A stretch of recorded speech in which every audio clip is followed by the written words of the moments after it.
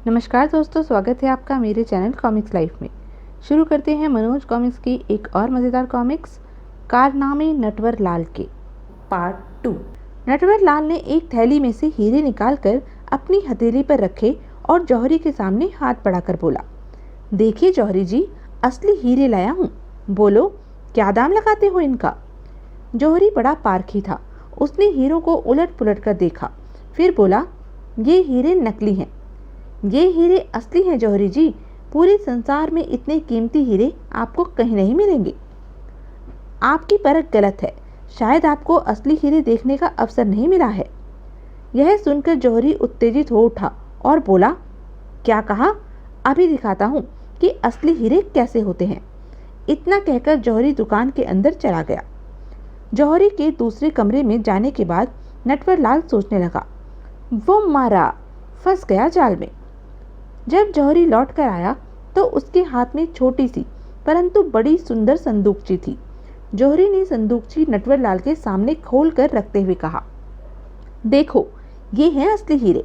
अच्छी तरह देख लो, शायद तुम्हें असली हीरे देखने का मौका न मिला हो। असली हीरे देखकर नटवर लाल की आंखें चौंधिया गई। वह मन ही मन उन्हें उड़ाने की योजना सोचने लगा। वाह, असली हीरों की चमक से आंखें चौंधिया रही हैं, लेकिन अब ये मेरे हाथ कैसे लगे? अगले दिन नटवर लाल भेष बदलकर जौहरी के पास फिर आया। जौहरी जी, मैं आपको सावधान करने आया हूँ। किस बारे में? आपके हीरे कल चोरी चले गए हैं। क्या कहा? यह कैसे हो सकता है? कल आपके पास एक व्यक्ति हीरे लेकर आया था या नहीं? आया था, लेकिन वे हीरे तो नकली थे। और आपने उसे अपने असली हीरे दिखाए थे? हाँ, दिखाए तो थे, लेकिन उन्हें तो मैंने अपनी संदूकची में संभाल कर रख दिया था। जौहरी के इतना कहते ही नटवर लाल ने अपने झोले में से एक संदूकची बाहर निकाली और बोला, जौहरी जी, इस संदूकची को आप पहचानते हैं? यह खाली संदूकची उसी व्यक्ति ने मुझे दी है जो कल यहाँ हीरे लेकर आया था। यह संदूकची जौहरी के हीरो की संदूकची से हूबहू मिलती थी। यह देखकर जौहरी का पसीना छूटने लगा। यह कैसे हो सकता है? वह लपक कर दुकान के भीतर गया और जब वह बाहर आया तो उसके हाथ में संदूकची थी। उसे दिखाते हुए जौहरी बोला, मेरी संदूकची तो यह रही। लगता है उस व्यक्ति ने तुम्हें चकमा दिया है। तभी नटवर लाल ने अपनी जेब से कपड़े में लिपटा चूहा बाहर निकाला और जौहरी की तरफ उछाल दिया। चूहे को देखकर जौहरी उछल कूद मचाने लगा। अरे बाप रे, इतना मोटा चूहा, यह कहाँ से आ गया? जौहरी की हड़बड़ाहट का फायदा उठाते हुए नटवर लाल ने हीरो की संदूकची बदल दी। जौहरी को इसका पता ही नहीं चला। चूहे के भाग जाने के बाद जौहरी ने अपने पास रखी संदूकची उठाई और बोला, अब तो विश्वास हो गया, धोखा तुमने खाया है। नटवर लाल ने असली हीरो की संदूकची संभालते हुए कहा, कमबख्त मुझे ही धोखा दे गया। अभी जाकर पकड़ता हूँ उस धोखेबाज को। नटवर लाल असली हीरो की संदूकची लेकर वहां से चलता बना। जौहरी की दुकान के बाहर खड़े एक अन्य ग्राहक ने नटवर लाल को जेब से चूहा निकालकर जौहरी पर छोड़ते और संदूकची बदलते देख लिया था। इसलिए हीरो के लालच में वह भी नटवर लाल के पीछे पीछे चल पड़ा। इस मक्कार से हीरे छीन लेने चाहिए। नटवर लाल अपने एक मित्र के यहाँ आ पहुंचा। उसके मित्र का मकान ऊंची ऊंची मजबूत दीवारों का बना हुआ था। यह देखकर नटवर लाल ने सोचा, यहाँ कुछ दिन आराम से रह सकता हूँ। इतनी ऊंची ऊंची दीवारें लांघ कर कौन चोर अंदर घुस पाएगा? थोड़ी देर बाद वह व्यक्ति भी नटवर लाल का पीछा करता हुआ वहीं आ पहुंचा। नटवर लाल को मजबूत व ऊंची दीवारों के बने मकान के अंदर जाते देख सोचने लगा, इसमें घुसकर हीरो पर हाथ साफ करना भी आसान काम नहीं है, लेकिन कोई न कोई तो जुगाड़ निकालनी पड़ेगी। उसने बाजार से बड़ी बड़ी कीले और हथौड़ा खरीदा। कीले और हथौड़ा लेकर वह ठीक रात के 11:15 बजे उस मकान के पिछवाड़े जा पहुंचा। जैसे ही घंटा घर की घड़ी ने 12 के घंटे बजाने शुरू किए, अब मुझे अपना काम शुरू कर देना चाहिए। उस व्यक्ति ने हर टंकार के साथ कीले गाड़नी शुरू की। 12 टंकारों के साथ उसने पूरी दीवार पर कीले गाड़ दी और वह खिड़की के पास पहुंच गया। अब अंदर घुसने से मुझे कोई नहीं रोक सकता। उसने इधर उधर देखा और फिर खिड़की से अंदर कूद गया। मकान में बिल्कुल सन्नाटा था। यहाँ तो एकदम सन्नाटा है। लगता है सब लोग गहरी नींद में हैं। उसे तो नटवर लाल की तलाश थी। वह प्रत्येक कमरे की खिड़की से झांक कर उसे ढूंढने लगा। यहाँ भी नहीं है। एक कमरे की खिड़की से अंदर झांकते ही उसका चेहरा खिल उठा। सामने नटवर लाल सोया हुआ था। अच्छा, तो जनाब यहाँ सो रहे हैं। वह चुपके से खिड़की के रास्ते कमरे में घुस गया। नटवर लाल हीरो की संदूकची अपने सिर के नीचे लगाकर सो रहा था। यह देखकर वह व्यक्ति सोचने लगा, वाह, क्या शानदार और कीमती तकिया लगा रखा है। वह व्यक्ति कमरे में इधर उधर कुछ खोजने लगा। तभी उसकी नज़र कोने में रखी एक ईंट पर पड़ी। चलिए, तकिए का इंतजाम भी हो गया। उसने ईंट को उठाकर एक कपड़े में लपेटा। तकिया नरम और गुदगुदा होना चाहिए। वह कपड़े में लिपटी ईंट लेकर सोए हुए नटवर लाल के पास पहुंचा। फिर उसने अपनी जेब में से नस्वार की डिबिया निकाली और थोड़ी सी नस्वार नटवर लाल की नाक के आगे लगा दी। नस्वार चढ़ते ही नटवर लाल छींक पड़ा। आछी आछी। छींक आने के साथ ही नटवर लाल की गर्दन ऊपर उठी तो उस व्यक्ति ने लपक कर हीरो की संदूकची खींच ली और उसकी जगह ईंट रख दी। ले बेटा, अब आराम से सो। अब इस संदूकची का तकिया मैं बनवाऊंगा। संदूकची उठाकर वह जिस रास्ते से आया था उसी रास्ते से नीचे उतर गया।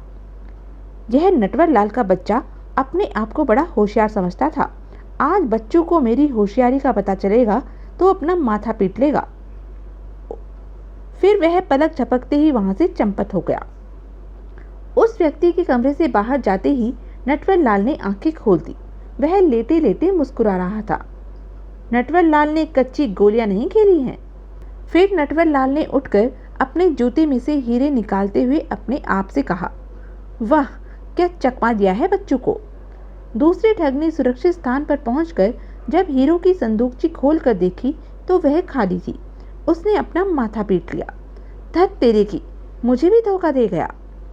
उधर जौहरी को जब पता चला कि उसके असली हीरे गायब किए जा चुके हैं तो वह राजा पोपट सिंह के दरबार में पहुंचा। महाराज, मैं लुट गया, बर्बाद हो गया। राजा ने पूछा, तुम कौन हो? तुम्हारे साथ क्या हुआ? साफ साफ बताओ। जौहरी बोला, महाराज, मैं एक जौहरी हूँ और आपकी राजधानी में ही मेरी दुकान है। फिर जौहरी ने नटवर लाल की ठगी का सारा किस्सा बयान कर दिया और कहा, महाराज, मुझे मेरे हीरे वापस दिलवाइए वरना मैं बर्बाद हो जाऊंगा। मेरा सारा धंधा चौपट हो जाएगा। हुजूर, मुझे शक है इस धोखाधड़ी में नटवर लाल का ही हाथ है। महाराज पोपट सिंह ने भरे दरबार में घोषणा की, पूरे राज्य में ढिंढोरा पिटवा दिया जाए कि जो भी नटवर लाल को पकड़ कर लाएगा उसे मुंह मांगा इनाम दिया जाएगा। अगले दिन गली गली में ढिंढोरा पीटकर राजा का ऐलान सुनाया गया।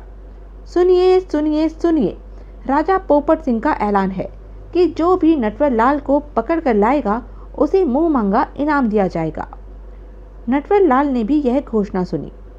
अगले दिन नटवर लाल घोड़ों के व्यापारी का भेष बनाकर राजा के पास पहुंचा।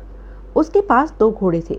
उसने राजा से कहा, महाराज, मैं ये घोड़े विशेष तौर पर आपके लिए लाया हूँ। इनसे बढ़िया घोड़े आपको पूरे संसार में नहीं मिलेंगे। राजा घोड़े देखकर बड़ा प्रसन्न हुआ और बोला, इसमें कोई शक नहीं कि घोड़े बड़ी अच्छी नस्ल के हैं। इन्हें मैं अपने पास रख लेता हूँ। व्यापारी बने नटवर लाल ने कहा, महाराज, इनकी देखभाल के लिए मैं अपना आदमी भेज दूंगा। ठीक है। अगले दिन नटवर लाल भेष बदलकर राजा के पास आया और राजा से बोला, महाराज, मुझे घोड़ों की देखभाल के लिए व्यापारी ने भेजा है। ठीक है, तुम्हारे ठहरने का प्रबंध यहीं राजमहल में कर दिया जाएगा। इसके बाद नटवर लाल वहीं राजमहल में रहने लगा। राजमहल में रहने वाले पर शक करने का सवाल ही नहीं उठता था, इसलिए नटवर लाल निश्चिंत था। राजमहल में रहने का मौका कब कब मिलता है, थोड़े दिन चैन की बंसी बजेगी। काफ़ी दिन बीतने पर भी जब हीरो के ठग को पकड़ा नहीं जा सका तो राजा पोपट सिंह ने अपने सबसे चतुर 4 सिपाहियों को इस काम के लिए नियुक्त किया। राजा ने उन्हें आदेश दिया, जाओ, जितनी जल्दी हो सके नटवर लाल को गिरफ्तार कर लाओ। नटवर लाल को जैसे ही इस बात का पता चला तो वह ज्योतिषी का भेष बनाकर एक सिपाही के घर जा धमका। ज्योतिषी को देखकर सिपाही की पत्नी ने भविष्य बताने के लिए कहा, ज्योतिषी जी, हाथ देखकर भविष्य तो बताइए। नटवर लाल ने सिपाही की पत्नी का हाथ देखते हुए कहा, आज रात तुम्हारे घर एक ठग आएगा। लेकिन वह साधु के भेष में होगा। वह घर में घुसने का प्रयत्न करेगा, लेकिन उसे किसी भी सूरत में घर में मत घुसने देना। वह यह भी कहेगा कि मैं तुम्हारा पति हूँ, उसे मार भगाने में ही तुम्हारी भलाई है। उसके बाद नटवरलाल बारी बारी से बाकी सिपाहियों के घर गया और उनकी पत्नियों को भी यही पाठ पढ़ाया। तो यह थी अब तक की कहानी। आगे की कहानी जानने के लिए बने रहें मेरे साथ। और हाँ, मेरे चैनल को लाइक, शेयर और सब्सक्राइब करना ना भूलें। धन्यवाद।